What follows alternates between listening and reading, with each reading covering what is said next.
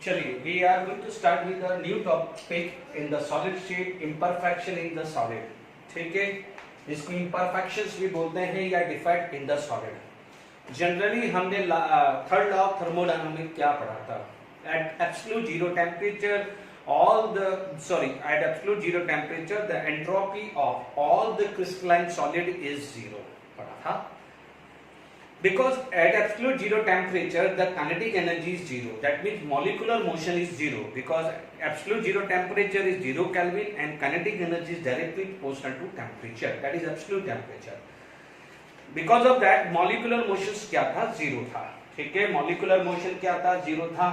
तो आप क्या बोलोगे? being a molecular motion zero, तो randomness और entropy आने के chances होते ही नहीं है. ठीक है, मैंने definitions लिख दी है. Time waste ना हो. Any departure from perfectly ordered arrangement of constituent particle. This constituent particle mostly ions में ही देखे जाएंगे, क्योंकि आयनिक कंपाउंड में मोस्टली मिलता है. फिर भी हम एटम्स, आयंस या मॉलिक्यूल्स कोई भी कॉन्स्टिट्यूट पार्टिकल्स बोल सकते हैं. In the crystal is known as imperfections और डिफेक्ट्स. ठीक है, अब आप देखिए, जैसे हम डे टू डे लाइफ में बोलते हैं कि यार इसके अंदर डिफेक्ट्स हैं. जैसे अपन कोई भी मान लीजिए, कोई भी मार्केट से कोई भी इलेक्ट्रॉनिक डिवाइसेस या कोई चीज लेके आते हैं, बट कई बार डिफेक्ट्स आ जाते हैं तो हम टेंशन में आ जाते हैं, अरे यार इसमें तो डिफेक्ट्स है. तो व्हाट वी प्रीफर मतलब हम रिप्लेसमेंट करने की कोशिश करते हैं. ठीक है, बट समटाइम व्हाट हैपन, यहाँ पर कोई डिफेक्ट्स आता है, वो क्या हो जाएगा? नोनली और अननोनली हो जाता है. जैसे कई बार क्या होता है कि मान लीजिए कोई भी सॉलिड बन रहा है, कंडीशंस क्या है, रेट क्या है, स्लो रेट है या फास्ट रेट है. ठीक है, कई बार बहुत स्लो रेट्स में होता है या कभी कोई रिएक्शन बहुत फास्ट रिएक्शंस हो जाती है, तो डिफेक्ट्स के चांसेस हो जाते हैं कि भाई इतना परफेक्टली, उतना ऑर्डरली अरेंज नहीं हो पाता है. आप इमेजिन करके चलिए कि 100 स्टूडेंट है, उनको दौड़ लगाना है और बोलना है कि फटाफट से जाके वहां पर लाइन में खड़े हो जाओ. एकदम दौड़ेंगे तो हो सकता है वो अपने जिस डेस्टिनेशन पे पहुंचते हैं, तो जब भी वो लाइन बनाएंगे तो वो उतना परफेक्टली शायद नहीं बनेंगे, क्योंकि एकदम दौड़े हैं. बट यदि एक मॉडरेट स्पीड से दौड़ते हैं और उस पोजीशन पे जाके बैठते हैं और वहां या पहुंचते हैं और लाइन बनाने के लिए गए, तो उसमें थोड़ा सा बनता है. तो पहली चीज आ जाएगी कि कंडीशंस की वजह से भी चीजें हो सकती है, यानी कोई फास्ट रिएक्शंस में भी डिफेक्ट आ सकते हैं या स्लो रिएक्शंस की वजह से भी डिफेक्ट. कई बार क्या हो जाएगा? टेम्परेचर में प्ले और रोल. टेम्परेचर हो जाता है. जैसे कई बार मान लीजिए ऐसा होता है कि मान लीजिए कोई भी मेटल है, मेटल का कोई क्रिस्टल बना हुआ है. ठीक है, what happen? Because of high temperature there is a loss of electron. There is a loss of electron, that means original position से तो इलेक्ट्रॉन निकला ही है ना. जब ओरिजिनल पोजीशन से इलेक्ट्रॉन निकला है तो उस पोजीशंस को आप क्या बोलोगे? डिफेक्ट बोलोगे. क्या बोलोगे? डिफेक्ट बोलोगे. ठीक है, बट अब आप देखो कि क्या यहाँ पर जो डिफेक्ट्स है वो मतलब प्रॉपर्टी खराब है या अच्छा है. अभी जैसे मान लीजिए मैंने आपको बोला कि टेम्परेचर चेंज करने से हो सकता है there is a loss of electron from the metallic crystal. तो जब if there is a flow of electron, तो one property may develop which is known as electrical conductivity. तो कई बार क्या हो जाता है, डिफेक्ट्स जो होते हैं एक न्यू कैरेक्टरिस्टिक्स, न्यू प्रॉपर्टीज को भी डेवलप करता है.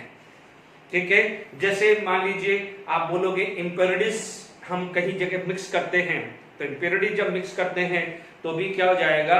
डिफेक्ट्स आ जाते हैं. क्योंकि ओरिजिनली मान लीजिए इम्प्योरिटीज ऐड करी है, तो आप बोलोगे इम्प्योरिटीज, नाम से पता चल रहा है कि इम्प्योरिटीज एक डिफेक्ट का वर्क कर रहा है, बट इम्प्योरिटीज क्या कर रहा है कि हो सकता है कि न्यू कैरेक्टरिस्टिक डेवलप करने के लिए डाला गया हो. जैसे फॉर एग्जाम्पल आप देखेंगे जितने भी जेमस्टोन है, मान लीजिए कोई ब्लू कलर का होता है, या मान लीजिए जैसे सैफियर है, या मान लीजिए कोई और भी है जेमस्टोन. तो जेमस्टोन में क्या होता है, हमने सॉल्यूशन में पढ़ा हुआ है, कोलोइडल में पढ़ा हुआ है कि जेमस्टोन के अंदर डिस्पर्जन फेज क्या होता है? सॉलिड. और डिस्पर्जन मीडियम भी क्या होता है? सॉलिड. एक्चुअली क्या होता है? एल्यूमिना होता है, Al2O3. ठीक है, Al2O3 क्या होता है? कलरलेस होता है. बट उसके अंदर यदि किसी भी ट्रांजिशन मेटल आयन की क्या होती है? इम्प्योरिटीज ऐड कर दें. जैसे फॉर एग्जांपल Fe2+ ऐड कर दिया, तो आप सैफियर में क्या है? ब्लू कलर आ जाता है. तो अब आप देखिए, आपने इम्प्योरिटी था, स्ट्रक्चर एल्यूमिना का, you have a structure of alumina. ठीक है, आप मैक्लेजी के शुरू के इंट्रोडक्शन में आप देखेंगे तो ऐसा चीजें देखने को मिलेगी। आपके पास एल्यूमिना था, तो alumina is a colourless, but उसके अंदर आपने मान लीजिए कोई भी ट्रांजिशन मेटल आयन उसका मिक्सअप कर दिया, तो देखा जाए तो उसका ओरिजिनल अरेंजमेंट एल्यूमिना था, बट उसके अंदर आपने कोई इंप्योरिटीज मिक्स कर दी, बट उस इंप्योरिटीज ने कलर दे दिया। तो आप देखेंगे ब्लू कलर है या किसी भी तरह के जैम है, आज हम लोग जैम कई जगह कोई भी ऑर्नामेंट्स होते हैं वहां पर जेम्स का यूज किया जाता है, जेमस्टोन का यूज किया जाता है। Is it clear to all of you? तो मींस तो आप क्या बोल सकते हैं कि इम्परफेक्शंस या डिफेक्ट्स जो है मेनली, जो मैं मेनली डिवाइड कर रहा हूं, किस पे डिपेंड कर सकता है? कंडीशन जिसमें वो प्रिपेयर हुआ है ना, कंडीशंस ऑफ प्रिपरेशन उस पर डिपेंड करता है कि मान लीजिए, ठीक है, उसमें प्रिपरेशन, ठीक है, मान लीजिए आपके पास क्या होगा कि आपने इंप्योरिटीज ऐड कर दी, जैसे मैंने जेमस्टोन का एग्जांपल दिया है, या मान लीजिए सेमीकंडक्टर, हम आगे सेमीकंडक्टर पढ़ेंगे तो सेमीकंडक्टर में भी इंप्योरिटीज आती है। फॉर एग्जांपल एलॉयज बात करें, जैसे ब्रास और ब्रॉन्ज है, ठीक है, ब्रास एंड ब्रॉन्ज के अंदर क्या होता है, एक एलिमेंट होता है जिसका मैक्सिमम कंपोजिशन होता है, उसके अंदर आप मिक्स कर देते हैं, तो वो भी क्या है, इंप्योरिटीज। बड़ा आप ध्यान देते हैं कि एलॉयज का यूज करते हैं, सेमीकंडक्टर का यूज करते हैं, जेमस्टोन का हम यूज करते हैं, तो वो इंप्योरिटीज कैटेगरीज में आ जाता है। या मान लीजिए आप टेम्परेचर की भी बात करें, क्या बात करें, टेम्परेचर की भी बात करें, तो temperature can also play a very important role. तो मेनली क्या हो जाता है, इन वजह से ज्यादातर क्या हो जाता है, डिफेक्ट्स या इंप्योरिटीज आता होती है। Is it clear to all of you? तो ये चीज हमने डेफिनेशन पढ़ ली है। अब आप देखो इन डिफेक्ट्स को क्या बोला जाता है, एटॉमिक या क्रिस्टल डिफेक्ट भी बोलते हैं। यानी आपके पास डिफेक्ट की भी दो कैटेगरीज आ जाती है। एक कैटेगरीज आती है इलेक्ट्रॉनिक डिफेक्ट यानी बिकॉज ऑफ इलेक्ट्रॉन, और एक होता है atomic defect because of atom या आयंस। क्लियर? तो अभी यहां पर हम बात कर लेते हैं, ठीक है। देखिए यहां पर हमारे पास डिफेक्ट की दो कैटेगरी आ जाती है, ठीक है। तो टाइप ऑफ डिफेक्ट्स के बारे में हम बात करें तो आप देखिए यहां पर मेनली दो कैटेगरीज आ जाती है डिफेक्ट्स की दो कैटेगरी में बात करें तो एक आता है इलेक्ट्रॉनिक डिफेक्ट, ठीक है। दूसरा क्या हो जाता है जिसको आप एटॉमिक डिफेक्ट बोल सकते हैं, या पॉइंट डिफेक्ट बोल सकते हैं, या क्रिस्टल डिफेक्ट बोल सकते हैं। हालांकि क्रिस्टल डिफेक्ट का ही पार्ट है पॉइंट डिफेक्ट। अभी मैं एक डेफिनेशन भी लूंगा, ठीक है। तो ये पॉइंट डिफेक्ट भी होते हैं। अब आप देखो यहां पर इलेक्ट्रॉनिक डिफेक्ट्स के अंदर दो टाइप के होते हैं, एक होता है इंट्रिंसिक और होता है एक होता है एक्सट्रिंसिक होता है, ठीक है। इंट्रिंसिक और एक होता है एक्सट्रिंसिक, ठीक है। यहां पर अभी मैंने क्या कहा था कि जनरली मेटल के अंदर टेम्परेचर इंक्रीज होता है तो लॉस ऑफ इलेक्ट्रॉन होता है, ठीक है। But this electron remain in crystal, ठीक है। But this electron become free electron. क्या हुआ, this electron remain in this, but this is the free electron ना। अब आप देखिए आपने क्या करा, इलेक्ट्रोड लगा दिया, एक इलेक्ट्रिकल फील्ड लगा दिया, तो क्या होगा, बाय अप्लाइंग इलेक्ट्रिक फील्ड क्या हो जाएगा, फ्लो ऑफ इलेक्ट्रॉन आ जाएगा। By applying electric field flow of electron होगा, तो इससे क्या हो जाएगा, कंडक्टिविटी डेवलप होगी। बट आप देखेंगे जो ये इलेक्ट्रॉन लॉस हुआ है वो किसका है, मेटल खुद का ही है ना, बाहर से तो हमने कोई इलेक्ट्रॉन नहीं डाला है, ठीक है। तो इस टाइप की जो इलेक्ट्रॉनिक डिफेक्ट्स होते हैं उस इंट्रिंसिक, इसको क्या बोलते हैं, इंट्रिंसिक डिफेक्ट, जिसके अंदर on increasing the temperature the metal can lose the electron being a lower ionization energy, but this electron remain in the crystal, but this electron can act as a field electron. If you apply the electrical field, this electron can move toward the positive electrode. So because of a flow of electron, one property is introduced which is known as electrical conductivity. ठीक है, ये चीज आ गई है। अब आप देखो दूसरी होती है एक्सटेंसिव। ये मैं आगे वाला एक टॉपिक आएगा, इस टॉपिक के बाद में लूंगा मैं। सेमीकंडक्टर, जहां भी हम सेमीकंडक्टर होता है उसमें क्या होता है, इंप्योरिटीज से वर्क करते हैं। इंप्योरिटीज यानी जो भी इलेक्ट्रॉन होता है वो हम कहीं बाहर से लाया जाता है। ठीक है, ये टॉपिक को मैं बाद में कवर करूंगा, यानी जब ये कंप्लीट हो जाएगा उसके बाद में जब इलेक्ट्रिकल प्रॉपर्टीज ऑफ सॉलिड बात करूंगा, जब मैं इनकी वापस से बात करूंगा। ठीक है, अभी हम इधर आ जाते हैं। ठीक है, अभी हमारे पास ये चीज आ गया है एटॉमिक या पॉइंट डिफेक्ट। ठीक है, अब आप देखिए यहां पर हमारे पास बात करें तो मैंने इंट्रिंसिक की बात करी या इलेक्ट्रॉनिक डिफेक्ट्स की बात करी। Defect occur in the crystal because of electron. Because of electron उसे क्या बोलेंगे, electronic defect. And if the defect occur because of atom या बिकॉज ऑफ आयन, उसे क्या बोलेंगे, एटॉमिक या पॉइंट डिफेक्ट, है ना।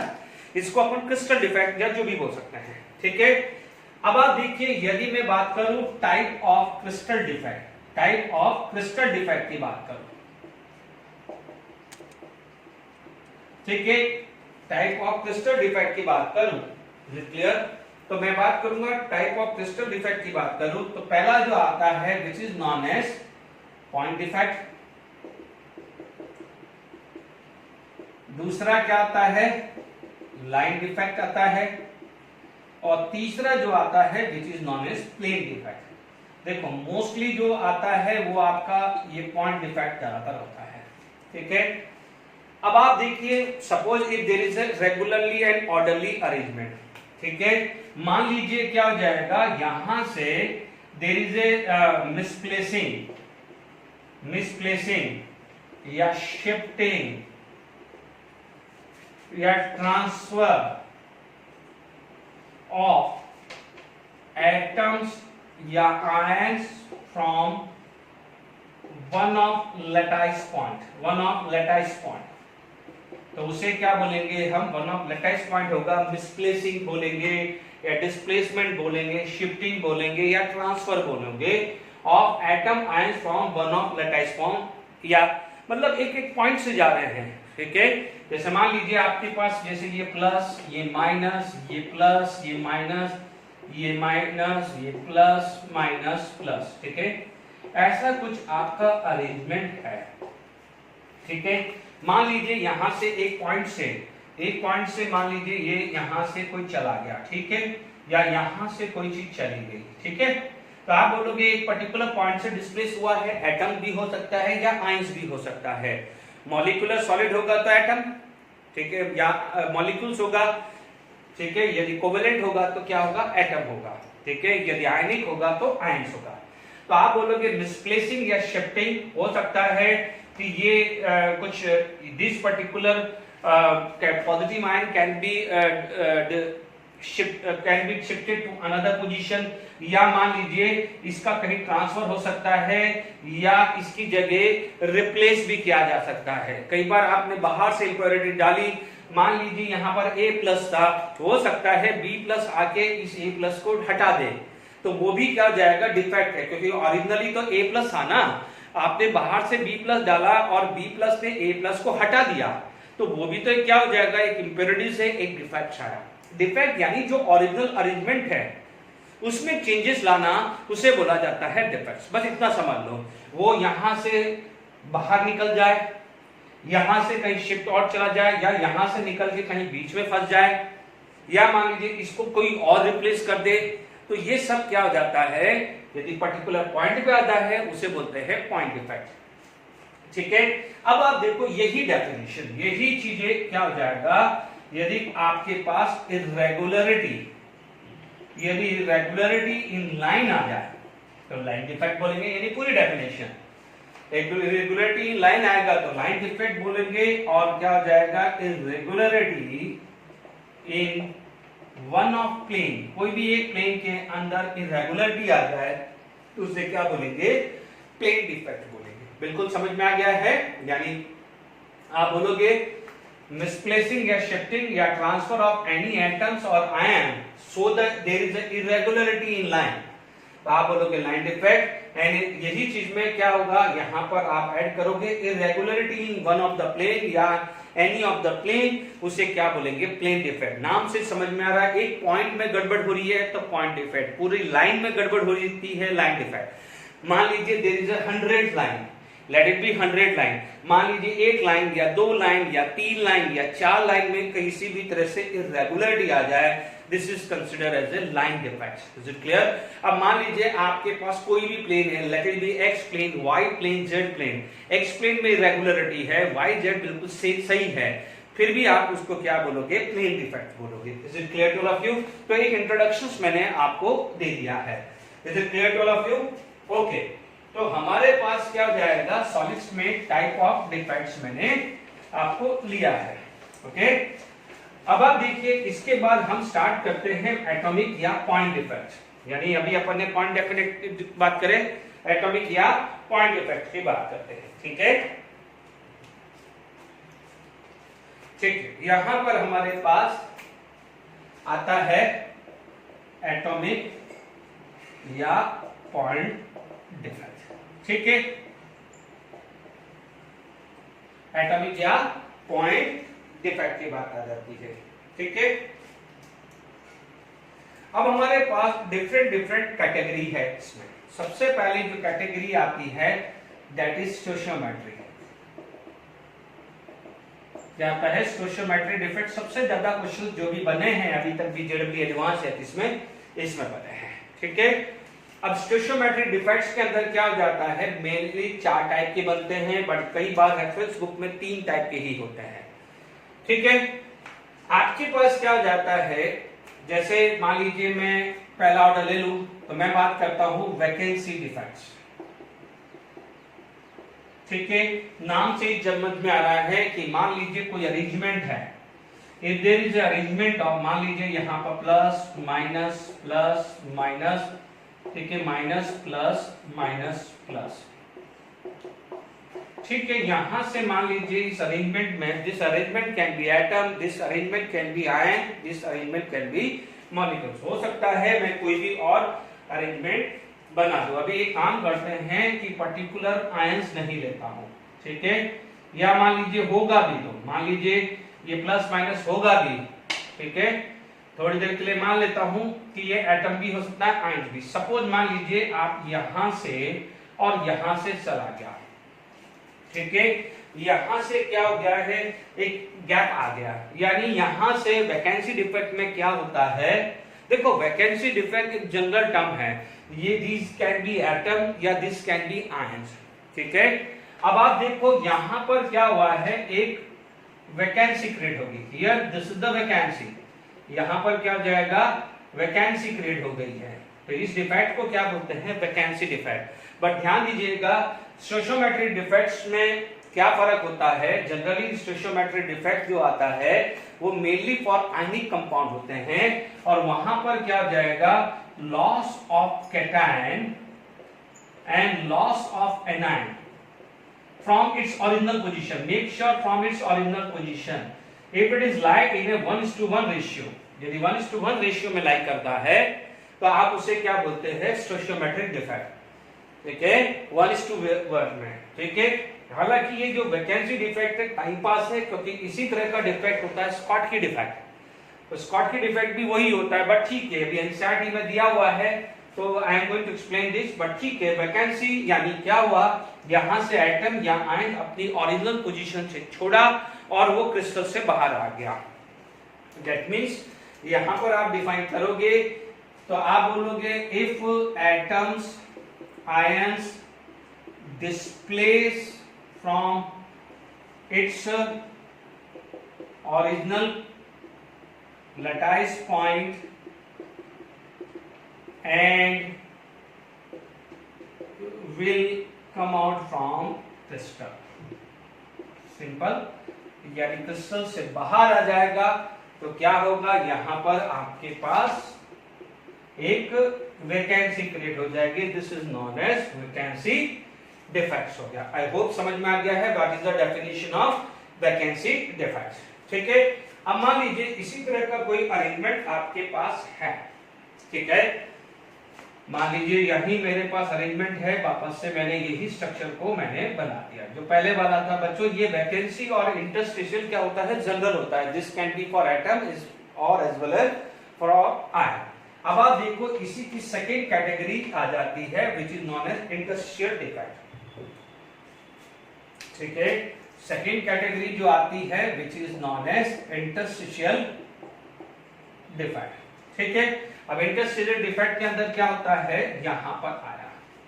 अब आप देखो यहां पर कॉन्स्टिट्यूट पार्टिकल्स के अंदर कोई फर्क नहीं पड़ने वाला, बट क्या होता है, कोई फॉरेन पार्टिकल, कोई भी फॉरेन पार्टिकल या फॉरेन कॉन्स्टिट्यूट पार्टिकल क्या होता है, वो यहां पर किसी भी वॉइड में आके फंस जाता है, किसी भी वॉइड में आके वो फंस जाता है, उसे क्या बोलते हैं, इंटरस्टिशियल डिफेक्ट। ठीक है, यहां पर डिस्प्लेसमेंट नहीं होता है।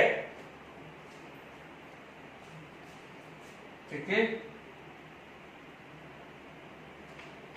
ठीक है, तो इसमें क्या लिख सकते हैं डेफिनेशन, यदि मैं बात करूं कि if any foreign constitute particle will occupies interstitial void without affecting original arrangement। Simple definition लिखिए, बाकी आप डेफिनेशन एनसीईआरटी बुक से भी लिख सकते हो। मैंने सिंपल है, मेरा ओरिजिनल अरेंजमेंट एटम या आयंस का जो भी होगा उसको मैंने डिस्टर्ब नहीं हुआ है, और ये फॉरेन एटम या आयंस यदि ये अरेंज हो जाता है, देखो it is in atomic, atom होगा तो एटम्स हो जाएगा, एनी फॉरेन कॉन्स्टिट्यूट पार्टिकल। ठीक है, this constitute particle may be atom और आयन। Is it clear? तो ये जो रेड वाला है this is known as foreign constitute particles. Is it clear? ये क्या बोलते हैं, इंटरस्टिशियल डिफेक्ट। ठीक है ना, क्योंकि वॉइड के अंदर जो गैप था वहां पर उन्होंने ऑक्यूपाई किया है। ठीक है, तो ये चीज क्लियर हो गई है। अब इसके बाद आपके पास नेक्स्ट जो आता है which is known as Frenkel defects and Schottky defects. ठीक है, फ्रैंकल डिफेक्ट्स वैकेंसी डिफेक्ट की तरह ही होता है, और आपका Frenkel defect is an interstitial defect, और जो भी आपका स्कॉटकी डिफेक्ट है वो वैकेंसी डिफेक्ट की तरह ही होता है। Is it clear? बट थोड़ा सा कैसे फर्क आता है इधर ध्यान दीजिएगा। ठीक है, अब मैं जो नेक्स्ट कैटेगरी है मैं वो बात कर रहा हूं फ्रैंकल डिफेक्ट की। ठीक है, थर्ड कैटेगरी मेरी जो आ जाती है that is known as Schottky defect. पहले लेते हैं स्कॉटकी डिफेक्ट। ठीक है, सॉरी, स्कॉटकी डिफेक्ट।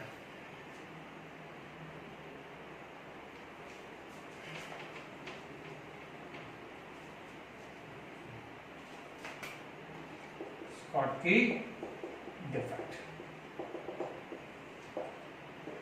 ठीक है, स्कॉटकी डिफेक्ट में क्या हुआ, like plus minus plus minus minus plus minus plus plus minus plus minus. ठीक है, अब आप देखिए इसके अंदर हुआ क्या, स्कॉटकी डिफेक्ट में लॉस ऑफ कैटायन और एनायन।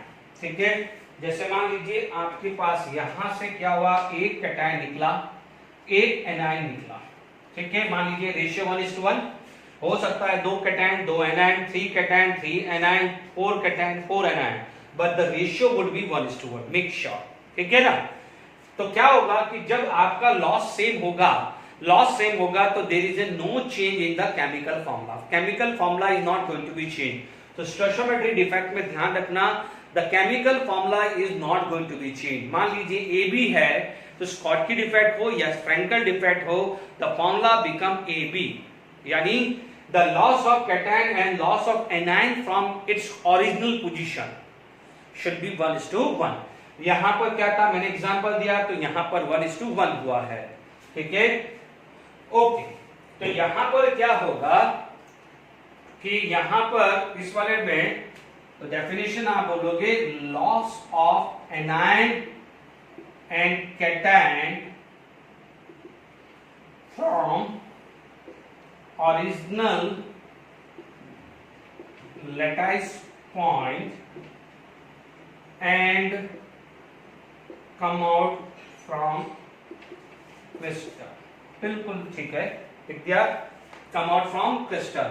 बट यहाँ पर ध्यान दीजिएगा रेशियो क्या होना चाहिए, 1:1. ठीक है, अब अपनी लैंग्वेज में लिख दीजिएगा, there is a loss of anion and cation from its original lattice point and come out from the crystal. ठीक है, तो this is also known as vacancy defect.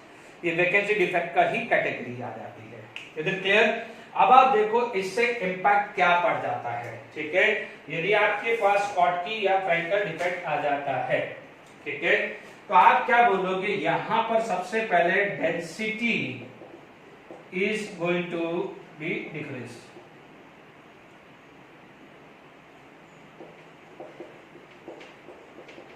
Decrease है ना. अब आप देखो यहां पर क्या हो जाएगा, एंट्रोपी इंक्रीज हो जाएगा. ठीक है, no change in chemical formula.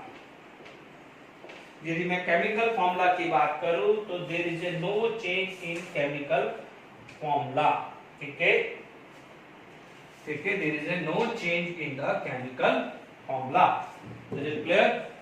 अब आप देखो यहां पर आप सेकंड चीजें आती है कि सर यहां पर गैप आ गया तो व्हाट अबाउट द स्टेबिलिटी. ठीक है, क्योंकि आयनिक कंपाउंड है तो आयनिक कंपाउंड में लैटिस एनर्जी और स्टेबिलिटी दोनों बात करेंगे. यहां पर क्या था, पॉजिटिव चार्ज. अब आप देखो यहां पर क्या हो जाएगा कि इधर की साइड नेगेटिव चार्ज आ जाएगा, इधर पॉजिटिव पॉजिटिव बीच में गैप है, इधर भी क्या होगा, यहां से पॉजिटिव गया, तो अब क्या होगा, lattice energy is going to be decreaser. Because आपको पता है lattice energy is directly proportional to Q1 into Q2. Lattice energy directly proportional to Q1 into Q2. तो यहां पर इसका इंपैक्ट क्या हुआ है, यानी स्कॉटकी डिफेक्ट का क्या हुआ है, इफेक्ट. तो आप यहां पर लिख सकते हो इफेक्ट ऑफ स्कॉटकी डिफेक्ट.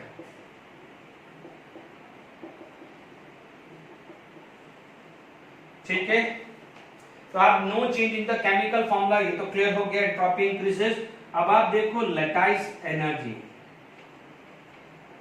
ठीक है, अब लैटिस एनर्जी क्योंकि यहां पर लाइक चार्ज आ गया, इधर भी यहां से प्लस चार्ज हुआ था तो माइनस माइनस लाइक चार्ज आ गया है. तो lattice energy and stability of compound वो क्या हो जाएगा, डिक्रीज हो जाएगा. It is going to be decrease, क्योंकि Q1 Q2 में क्या हुआ, लाइक चार्ज आ गया है तो lattice energy is going to be decreases. तो बिल्कुल सिंपल है कि स्कॉटकी डिफेक्ट आपके पास यहां आया. अब इसके ऊपर एग्जांपल है, यही क्वेश्चन पे जेडब्ल्यू मेन 2020 में क्वेश्चन बना हुआ है. ठीक है, अभी मैं इसके एग्जांपल्स बात करता हूं, आप ये ध्यान दीजिएगा, यहां पर S फॉर स्कॉटकी और S फॉर S ब्लॉक याद रखिएगा, S फॉर स्कॉटकी और S फॉर S ब्लॉक, ये याद रखिएगा. मैं लिखवा रहा हूं एग्जांपल. ठीक है, तो व्हाट हैपन, आप अपने एनसीईआरटी से डेफिनेशन भी लिख सकते हो. there is a loss of cation and anion, but make sure it is in the ratio of 1:1 from its original lattice point and will come out from the crystal. This is known as Schottky defect. ठीक है, this is also known as vacancy defect, क्योंकि यहाँ पर एक vacancy create होगी कि नहीं होगी. Is it clear? अब हमारे पास S for S block, इसके एग्जाम्पल हम बात कर सकते हैं. देखिए S ब्लॉक के जितने भी है LiCl, NaCl, KCl, RbCl, caesium chloride, ये सब आप ले सकते हो. S ब्लॉक के जितने भी कंपाउंड है वो सब के सब क्या हो जाएगा, क्या हो जाएगा, ये स्कॉटकी डिफेक्ट. एक ठीक है, तो एग्जांपल्स हमारे पास आ जाता है. मान लीजिए हमारे पास एग्जांपल्स आ गया है, लाइक NaCl आ गया है, KCl आ गया है, NaBr आ गया है, KBr आ गया है, RbCl आ गया है, सीजियम क्लोराइड आ गया. तो इसके example S for S block. ठीक है, अब आप देखिए यहां पर आपके पास AgBr को खासकर ध्यान रखना कि अभी स्कॉटकी डिफेक्ट है. AgBr can also give the Frenkel defect.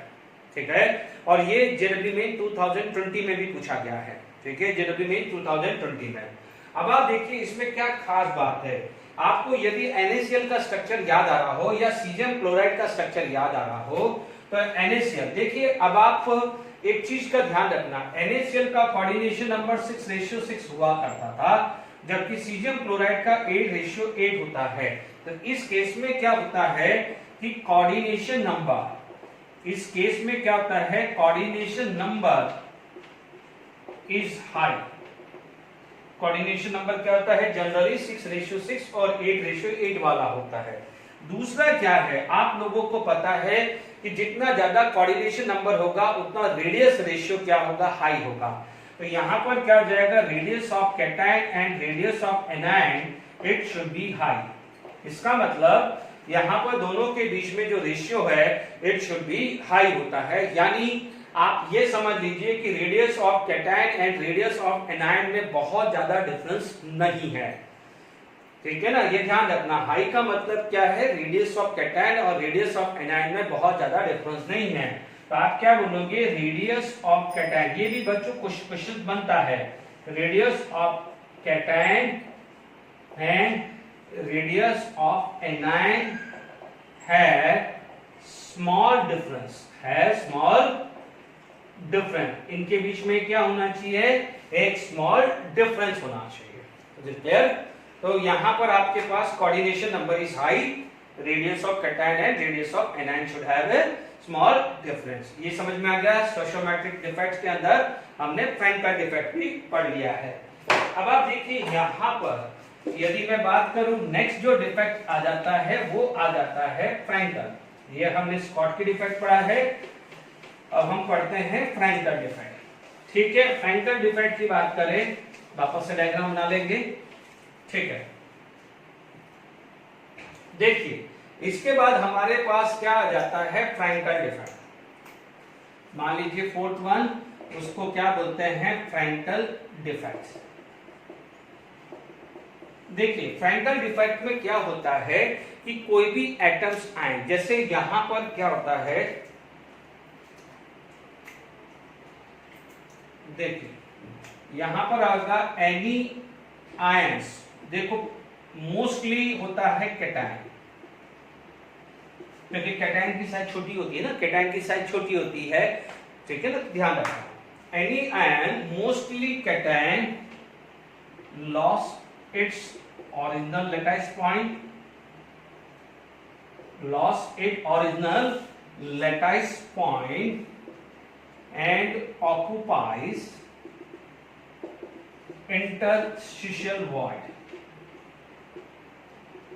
ठीक है, यानी अपनी ओरिजिनल पोजीशन से वो हटेगा। मोस्टली कैटायन ही होता है, ध्यान दीजिएगा, है ना, मोस्टली कैटायन होता है। एनायन भी हो सकता है, ऐसा नहीं है, बट मोस्टली कैटायन होता है,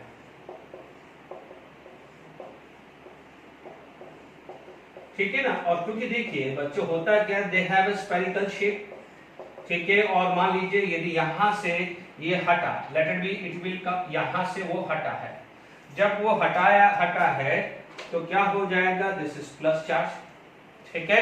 तो यानी यहां से ये हट गया, मान लीजिए कहीं और से जैसे हट गया, तो यहां पर क्या हो जाएगा, प्लस चार्ज आ जाएगा। Is it clear to all of you. तो इसे क्या बोलेंगे, फ्रैंकल डिफेक्ट, इसे क्या बोलेंगे, फ्रैंकल। बच्चों ये कब पॉसिबल हो पाएगा, क्योंकि आपको पता है कि जो वॉइड है उसमें जो वॉइड का जो रेडियस होता है वो छोटा ही होता है ना, because radius of void upon radius of sphere हम पढ़ चुके हैं, तो इसका मतलब रेडियस ऑफ वॉइड छोटा ही होता है ना, एटलीस्ट। इसलिए जनरली मैक्सिमम केस के अंदर यहां पर कैटायन ही ऑक्युपाई करता है, ये ध्यान रखना। तो देखिए उसमें क्या था, नंबर ऑफ कैटायन या नंबर ऑफ एनायन 1:1 था, ठीक है, और वो अपनी ओरिजिनल पोजीशन से चला गया, वो अपनी ओरिजिनल पोजीशन से चला गया, ठीक है, यानी it will come out from the crystal, that mean it is also the example of vacancy defect. यहां पर क्या हो जाएगा, it will lost in original position but remain in the crystal, but remain in the crystal, यानी it will occupy any interstitial void हुआ है, ठीक है। अब इसके होने से क्या इफेक्ट पड़ा है, इसके होने से क्या इफेक्ट पड़ा है, ठीक है, तो इसको क्या बोल सकते हैं हम, Frenkel defect, this is known as Frenkel defect. इस डिफेक्ट को आप क्या बोलते हो, फ्रैंकल डिफेक्ट बोलते हैं। देखिए क्या क्या फर्क हुआ है, डेंसिटी रिमेन कांस्टेंट, क्यों? क्योंकि मास में कोई लॉस ही नहीं है, mass for given volume mass तो सेम की सेम है, नो डाउट। आप बोलोगे रैंडमनेस आई है तो आप बोलोगे जो एंट्रोपी, देखिए उसमें क्या था, entropy decrease, sorry density decrease हुई थी, जबकि यहां डेंसिटी रिमेन कांस्टेंट। ठीक है, एंट्रोपी क्या हो गया है, यहां पर एंट्रोपी क्या हो गया है, सॉरी इंक्रीज होगा क्योंकि रैंडमनेस बढ़ी है, तो एंट्रोपी क्या हुई है, इंक्रीज हुई है, रैंडमनेस बढ़ी है, एंट्रोपी इंक्रीज है। Regarding the stability and lattice energy, lattice energy and stability decreases. अच्छा, इसमें एक वर्ड आ गया है जो आप लोगों ने फिजिक्स में पढ़ा होगा, लाइक चार्ज पास आ गया है, उसमें लाइक चार्ज दूर थे तो उससे कोई फर्क नहीं हुआ, लाइक चार्ज पास आने से क्या हुआ, dielectric constant, dielectric constant increases due to near like charge, है ना। अब आप देखो, यदि बात समझिए, कोई बच्चा बोलेगा कि सर एनायन ने ऑक्युपाई कर लिया, बच्चों एनायन भी, सपोज मान लीजिए थोड़ी देर के लिए मान लेता हूं कि एनायन भी यहां पर आ जाता, लेट इट बी, यहां से ये हटा और एनायन यहां पर आ गया, लेट इट बी, है ना। तो अब आप देखो एनायन में भी तो लाइक चार्ज पास आएंगे, तो मैं लाइक चार्ज की बात कर रहा हूं, ठीक है, जबकि वहां पर क्या हो जाएगा, डाइइलेक्ट्रिक कांस्टेंट रिमेन सेम, ठीक है। यहां पर क्या हो जाएगा, केमिकल प्रॉपर्टीज पे इफेक्ट आएगा, ठीक है, effect on chemical properties, yes, क्योंकि फ्री इलेक्ट्रॉन होंगे, थोड़े फ्री होगा, तो आप बोलोगे effect of chemical properties of ionic compound, chemical properties of ionic compound, ठीक है, आयनिक कंपाउंड की प्रॉपर्टीज पे इफेक्ट्स आएगा। अब जो चीजें हैं यहां पर आप देखिए, ये पॉजिटिव चार्ज या नेगेटिव चार्ज जो भी है वो फ्री हो गया। मान लीजिए मैंने यहां पर कोई इलेक्ट्रोड लगा दिया, तो दिस इज फ्री, तो what happen, this will travel toward the negative electrode and if there is an ion it will attract toward positive, तो क्या होगा, फ्लो ऑफ आयन होगा। तो आप क्या बोलोगे, यहां पर इलेक्ट्रिकल कंडक्टिविटी डेवलप हो जाएगी, electrical conductivity would be develop, ठीक है। ये खासकर इफेक्ट आता है, इस पे बेस क्वेश्चंस आ सकता है। Is it clear to all of you? तो ये इफेक्ट्स भी मैंने समझा दिए हैं फ्रैंकल डिफेक्ट्स के, ठीक है, आई होप समझ में आ गया होगा, ठीक है। अब आप देखो फ्रैंकल डिफेक्ट्स भी समझ में आ गया है, ठीक है, सीधा साधा है, कोई ज्यादा दिमाग नहीं लगाना है। अब आप देखो, आप लोग समझिएगा कि यहां पर देखिए, यहां पर आपके पास देखें तो यहां से आयंस लॉस हुआ, मोस्टली तो कैटायन लॉस हुआ है। अब कैटायन ने क्या किया है, गैप को ऑक्युपाई किया है, तो देख लीजिए गैप कैसे आते हैं, late it B this is the things, और यहां पर गैप, यानी मान लीजिए यहां पर जो भी गैप ऑक्युपाई कर रहा है उसकी साइज छोटी होगी, तभी ये डिफेक्ट अकर हो सकता है। तो आप क्या बोलोगे कि यहां पर सबसे पहले किस किस में होगा, यहां पर बोलोगे रेडियस ऑफ कैटायन और एनायन ये लेस होना चाहिए, यानी लो होना चाहिए, क्योंकि यदि साइज ऑफ कैटायन लो होगी तभी वो ऑक्युपाई कर पाएगा। इसका मतलब क्या हुआ कि radius of cation and anion have large difference, इनके बीच में क्या होना चाहिए, लार्ज डिफरेंस होना चाहिए, ठीक है बच्चों, उसमें लार्ज डिफरेंस होगा, इन दोनों में लार्ज डिफरेंस होगा तभी तो रेशियो लो आएगा, और यदि दोनों में डिफरेंस लेस होगा तो क्या होगा, रेशियो क्या आएगा, हाई। आपको अभी हम लोगों ने रेडियस रेशियो कोऑर्डिनेशन नंबर पढ़ा हुआ है, जिसका रेडियस रेशियो जितना कम होता है उसका कोऑर्डिनेशन नंबर उतना लेस होता है, तो कोऑर्डिनेशन नंबर आर लेस, ठीक है। अब आप देखिए कि ये चीज आपने नहीं पढ़ी हुई थी, तो ये तो एनसीईआरटी बुक में दी हुई है ना, एनसीईआरटी बुक में रेडियस रेशियो उतना परफेक्टली नहीं दिया है, NaCl सीजियम क्लोराइड का स्ट्रक्चर के बारे में नहीं दिया हुआ है कि उनका कोऑर्डिनेशन नंबर हाई क्या है। मैं यहाँ पर आपको हाई लिख देता और एग्जांपल NaCl सीजियम क्लोराइड बता देता without explaining ionic compound structure, तो गड़बड़ी होती कि नहीं होती। अब आसान है ना, ठीक है। अब आप देखो इसके एग्जांपल्स आप देखें, ठीक है, जैसे मान लीजिए कोई भी एग्जांपल देखें, तो आप बोल सकते हैं AgCl, AgBr, AgI, ठीक है। ZnS आ सकता है और भी छोटे छोटे जो जिनका कोऑर्डिनेशन नंबर लेस होता है। ध्यान दीजिए AgBr वहां भी था, AgBr ये यहां भी था, जिसे JEE मेन 2020 का क्वेश्चन है। तो आप देख लीजिएगा, ये मैंने एग्जांपल्स नोट कर लिया है। तो अब आप देखो दोनों को मिला के यहां पर एक अच्छे से नोट करके लिख देने का है, ठीक है। यहां पर आपको क्या है, नोट कर देके लिख देने का है, ठीक। यहां पर आप नोट करके लिख दीजिए कि AgBr can have both Schottky and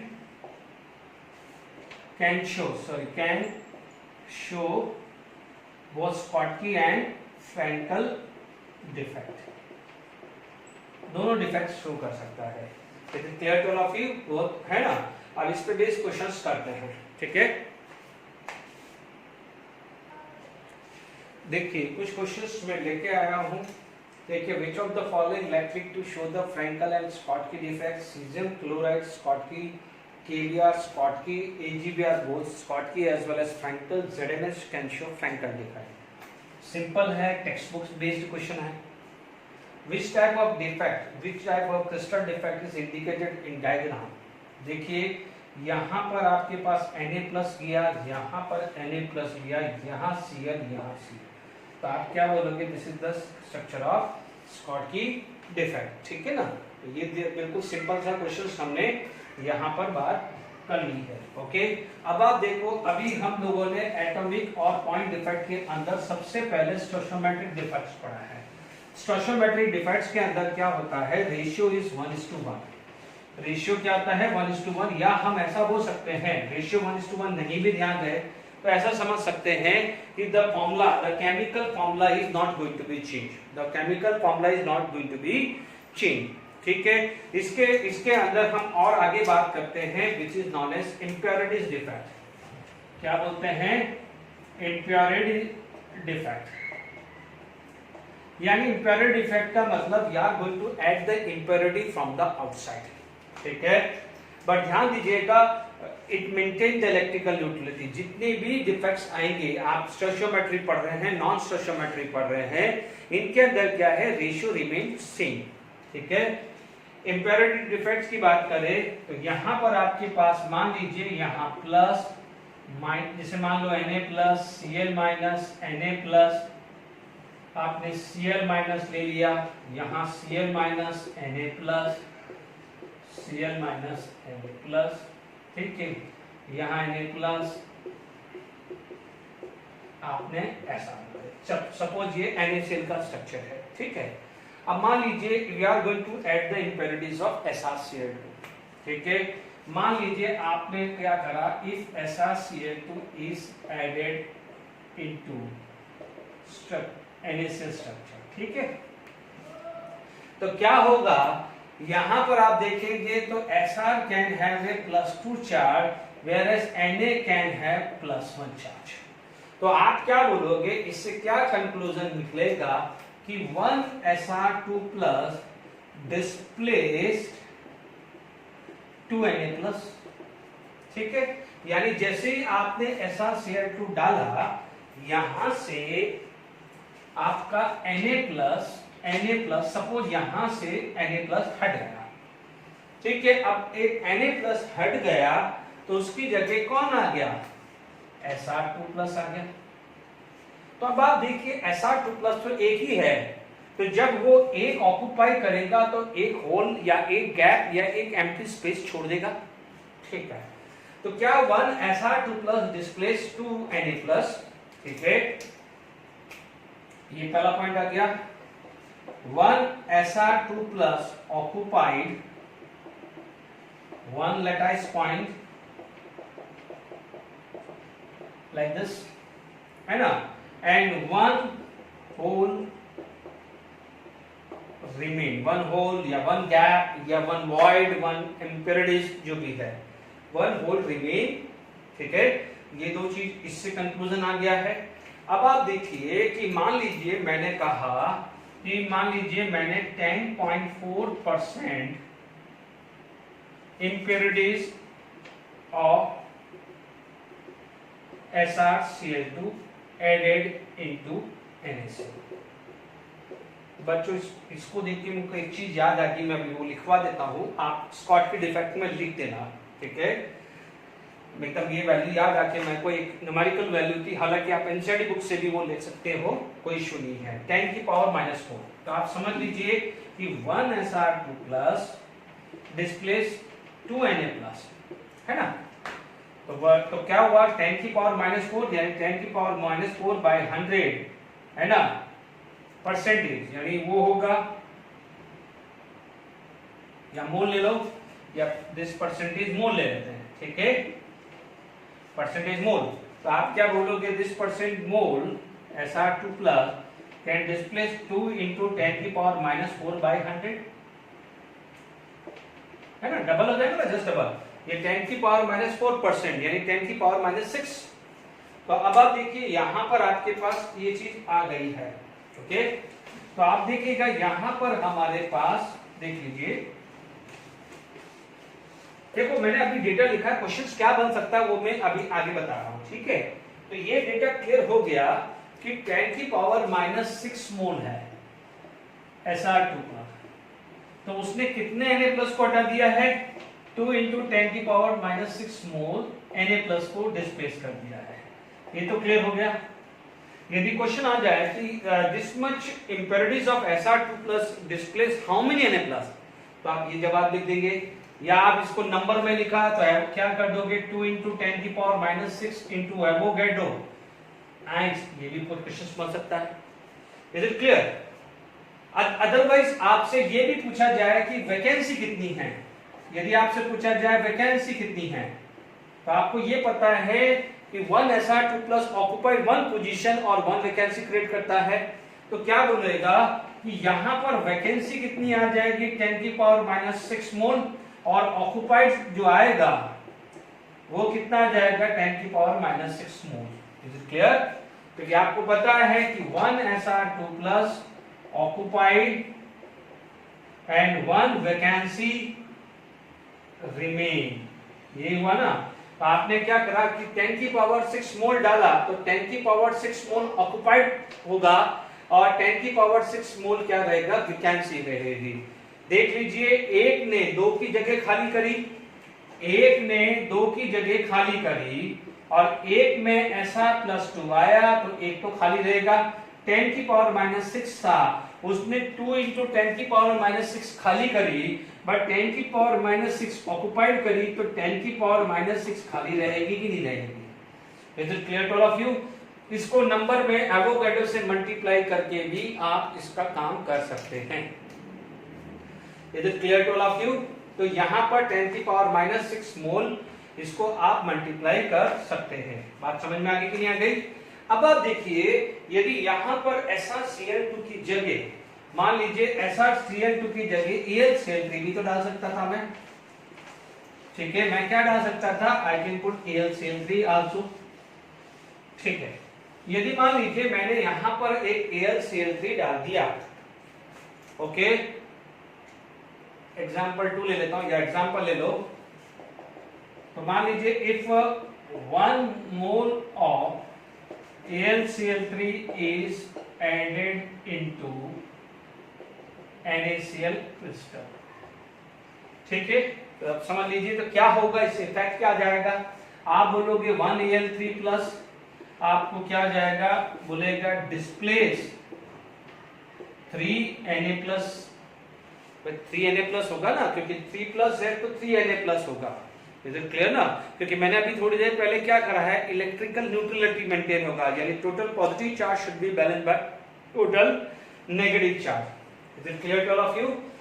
अब देखिए 1Al3 plus displace 3Na plus, तो अब आप देखेंगे यहां पर 10 की पावर मान लीजिए 1 मोल ही है, तो 1 मोल Al3 plus displace 3 mole of Na plus, 1 mole Al3 plus display 3 moles Na plus. अब आप देखो अब इसमें हुआ क्या, 1 मोल Al3 प्लस क्या हुआ है, ऑक्युपाइड हो गया है, ठीक है ना, यानी एल्यूमिनियम ने 3 पोजीशंस को खाली किया है, ठीक है। अब एक पोजीशन पे Al3 प्लस आ जाएगा तो 2 पोजीशन तो वैकेंसी रहेगी। Is it clear? आईबास में वहां पर Sr2 प्लस ने 2 डिस्प्लेस कर दिया था, एक ऑक्युपाई कर दिया था तो एक वैकेंट रहा था। Al3 plus will display 3 Na plus, एक ऑक्युपाइड होगा तो 2 बचेगा कि नहीं बचेगा।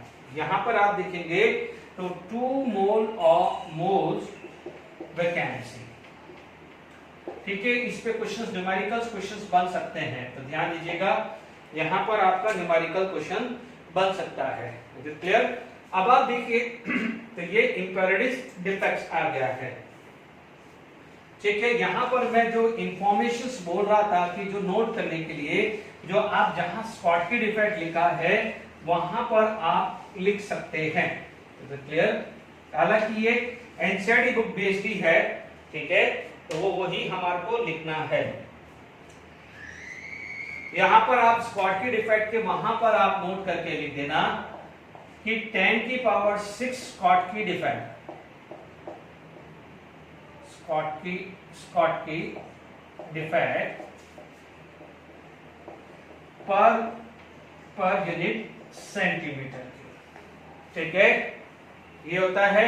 और 1 सेंटीमीटर क्यूब के अंदर 10 की पावर 22 आयंस होते हैं, ठीक है। 10 की पावर 1 सेंटीमीटर क्यूब में कितना होता है, 10 की पावर 22 आयंस होते हैं। इसका मतलब इन दोनों को कंबाइन करूं तो मैं बोलूंगा 10 की power 6 Schottky defect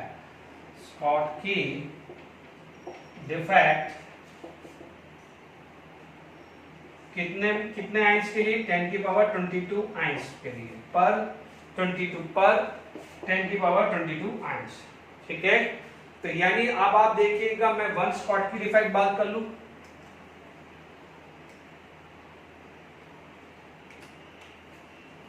one Schottky defect पर 10 की पावर 22 बाय 10 की पावर 6 आयन, यानी इसको क्या बोलोगे, 10 की पावर 18 आयन, यानी 1 स्कॉटकी डिफेक्ट पर 10 की पावर 18 आयन आ जाएगा। Is it clear? 18 है या 16 है? 16 होना चाहिए, है ना, 10 की पावर 16 आयन होना चाहिए। Is it clear to all of you? Okay,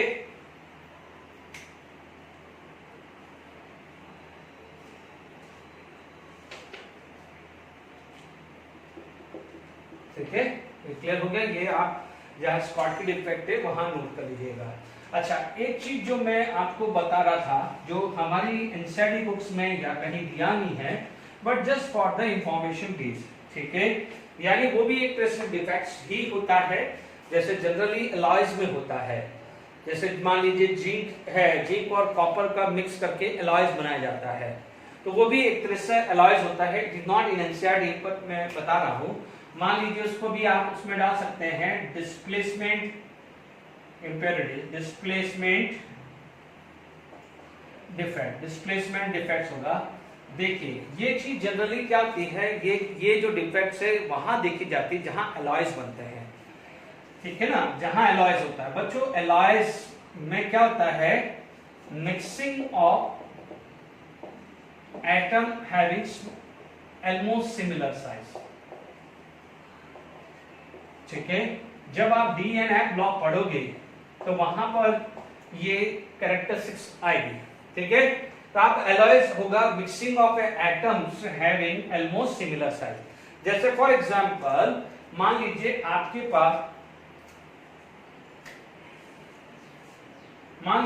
पास ऐसा स्ट्रक्चर है, और लेट इट बी, मैंने एक सिंपल स्ट्रक्चर बना दिया कि ये जिंक था, ठीक है, ये जिंक का स्ट्रक्चर था।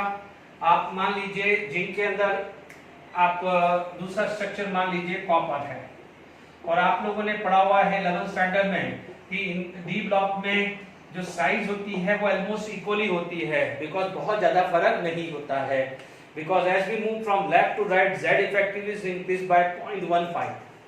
अब मान लीजिए इन दोनों को मैंने मिक्स कर दिया, ठीक है, इन दोनों को मैंने मिक्स कर दिया, तो क्या हो सकता है, द अरेंजमेंट में भी कि मान लीजिए आपके पास ऐसा कुछ आ गया कि ये Zn, ठीक है, ये Zn या ऐसा कुछ आ गया है, हालांकि इतना यूनिफॉर्म नहीं आएगा बट थोड़ा अच्छा लगे इसलिए स्ट्रक्चर बना रहा हूं, ठीक है। तो क्या होगा, यहाँ पर कॉपर आ जाएगा, this is going to be copper, this is going to be copper.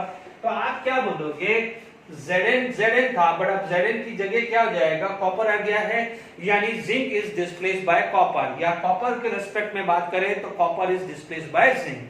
यानी जब ये चीज आ गई तो आप बोल सकते हैं कि जिंक डिस्प्लेस कॉपर, या ये बोल सकते हैं कि कॉपर कैन डिस्प्लेस जिंक। तो इसीलिए इसको क्या बोल सकते हैं, डिस्प्लेसमेंट डिफेक्ट। ओरिजिनली देखा जाए, यदि हम प्रॉपर्टी पॉइंट ऑफ व्यू देखा जाए तो ये नुकसान नहीं है। इसीलिए शुरू में जैसे ही मैंने डिफेक्ट्स पढ़ाया था, स्टार्ट किया था, तो मैंने क्या कहा था, डिफेक्ट डजंट मीन्स कि ये हमारे लिए वेस्ट है, ये बेकार है या खराब है, it is not like that, ठीक है ना। तो ये आपके पास क्या आ गया है, डिस्प्लेसमेंट डिफेक्ट्स आ गया है। Is it clear to all of you? चलिए अब इस पे कुछ क्वेश्चंस कर लेते हैं। देखिए क्वेश्चंस हमारे पास है, एक NaCl इज डॉप्ड बाय 2 × 10⁻²। इस तरह के क्वेश्चंस आप एनसीईआरटी बुक्स में भी देखने को मिल सकते हैं, ठीक है। तो मैंने अपने हिसाब से क्वेश्चन बनाया है, दोनों में देखो, एक में क्या है, मैंने मोल रखा है, एक में मोल परसेंट। तो मैंने कोई सी भी किसी भी प्रोफाइल का क्वेश्चन ना जाए तो आप कर पाओ, ठीक है ना, इसलिए मैंने यहाँ पर इस तरह की न्यूमेरिकल्स वैल्यूज रखी है, ठीक है। आपको ये पता है, देखो सर, कभी भी जब भी आप सॉल्यूशन लिखें तो ध्यान दीजिएगा, आप क्या बोलोगे कि 1Sr2+ डिस्प्लेस 2Na+ आयन, ठीक है। इसका मतलब क्या हुआ है कि आप ऐसा समझ लीजिए, 1Sr2+ ने 2 पोजीशंस को हटा दिया है। अब आप देखो, इट विल ऑक्यूपाई 1 पोजीशन, तो this 1 position remain as a vacancy. Is it clear? 1 position remain as a vacancy. Is it clear? यानी आपके पास कितना है, 2 × 10⁻⁸ मोल SrCl2 ऐड हुआ है, तो वैकेंसी भी कितनी क्रिएट होगी, 2 × 10⁸ मोल वैकेंसी। और क्योंकि देखिए कैटायन की वैकेंसी बोला है, बिकॉज ये पोजीशन किसकी थी, ओरिजिनली Na+ की थी। यहाँ पर जो वैकेंसी जो आएगी वो आएगी किसकी, कैटायन की वैकेंसी, क्योंकि एनायन में तो कोई फर्क पड़ा ही नहीं है, तो ये कैटायन वैकेंसी आएगी। तो यहाँ पर आएगा कि दिस 2 × 10 मोल Sr2, ठीक है, क्रिएट 2 × 10⁻⁸ मोल कैटायन वैकेंसी क्रिएट हुई। Is it clear? अब ये तो बहुत ही आसान हो गया है। आप क्या बोलोगे, 1Al3+ डिस्प्लेस, है ना, तो 3Na+ आयन। आप क्या बोलोगे, 1Al3+ है, उसने 3Na+ की वैकेंसी हटा दी है, बट ऑक्युपाइड कितना हुआ है, एक जगह Al3+ आ सकता है, ठीक है। अब आप देखो, this two position is vacancy, ये दोनों क्या है, वैकेंसी है। तो आप क्या बोलोगे, 1Al3+ create 2 cation vacancies, 1Al3+ create 2 cation vacancy. तो आपके पास कितना है, 10⁻³ मोल, तो 10⁻³ और 100% है, तो divided by 100, it implies that 10⁻⁵ mole, 10⁻⁴ mole Al3+ created 2 × 10⁻⁵ cation vacancies. Is it clear to all of you? 2 × 10⁻⁵ cation vacancies. हालांकि देखिए ये चीज समझ में आ गई आज में जो पढ़ाया। अभी मैंने आपको एक चीज समझाया था, डिस्प्लेसमेंट डिफेक्ट। हालांकि देखिए ये आई होप समझ में आ गया है न्यूमेरिकल्स। अच्छा, एक चीज ध्यान रखना है, it is not specified in your text book, mostly NCERT या किसी रेफरेंस बुक्स में नहीं दिया होता है, just for the information based देखिए जैसे आपने सॉल्यूशन चैप्टर यदि पढ़ा है तो आपने देखा होगा कि सॉलिड सॉल्यूशन होता है। तो देखिए यहां पर क्या होता है, सॉलिड सॉल्यूशन भी होता है। The solid solution can be two type, one is substitutional solid solution, substitutional solid solution है ना, जिसमें क्या हो जाएगा, size of solute and solvent molecules are comparable, मतलब कंपैरेबल हो सकता है, यानी बहुत ज्यादा डिफरेंस नहीं है। जैसे जितने भी एलॉयज है, size of solute and solvent, जैसा भी मैंने बात की थी, लेट इट बी, मान लीजिए आपके पास यहां पर ये आपके पास लेट इट बी ये है, क्या कहते हैं, सॉल्यूट है। अब इसके अंदर मान लीजिए सॉल्वेंट है, तो मान लीजिए सॉल्वेंट आपके पास कुछ इस टाइप से आ गया, तो आप बोलोगे दोनों का क्या है, कंपैरेबल है। This is not specified, but क्या होता है, मैं आपको डिफेक्ट्स आया है और नहीं दिया हुआ है, तो मैंने आपको एडिशनल चीजें करा रहा हूं। This is not given in NCERT book, make sure, पर आपको इंफॉर्मेशन बेस करा रहा हूं, कहीं पढ़ रहे हो तो ठीक है। Size of solid and solvent are comparable, तो जितने भी एलॉयज हैं, जैसे मान लीजिए ब्रास हुआ, ब्रॉन्ज हुआ, एटसेट्रा, यानी जनरली ये किसके लिए है, सॉलिड सॉल्यूशन, यानी एलॉयज में ही आता है काम।